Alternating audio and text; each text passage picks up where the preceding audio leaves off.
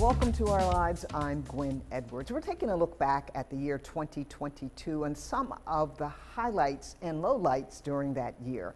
My guest today is Dr. Uhuru Williams. He is a professor, an author, historian, currently working at the University of St. Thomas, but he is a Bridgeport native. Welcome, Dr. Williams. My pleasure. Good to see you, Gwen. First, let's talk about the geopolitical scene and the forces that kept WNBA star Brittany, how do you feel?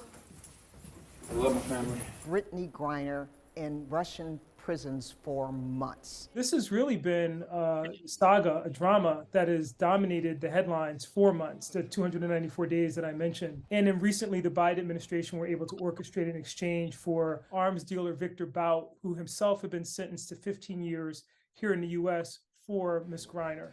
And that fortunately brought Brittany Griner home. Was it a fair exchange? There are those who question whether this was the right decision given Victor Bout's reputation and the expectation that he'll go back to his old trade, and that is the plying and the sale of arms, which make Americans far less secure as a result of who he was dealing with, particularly terrorist organizations and terrorist cells. This was the right move. It was a moral and just move on the part of the Biden administration.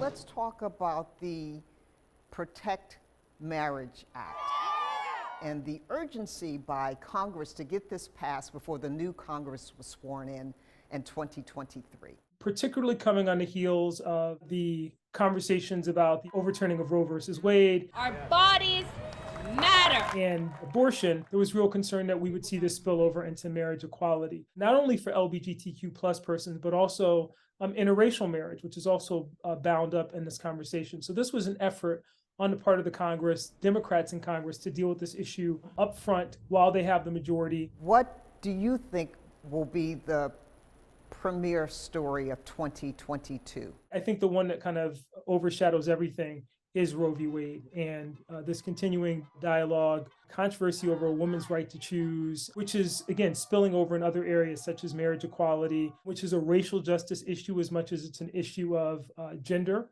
and sexuality.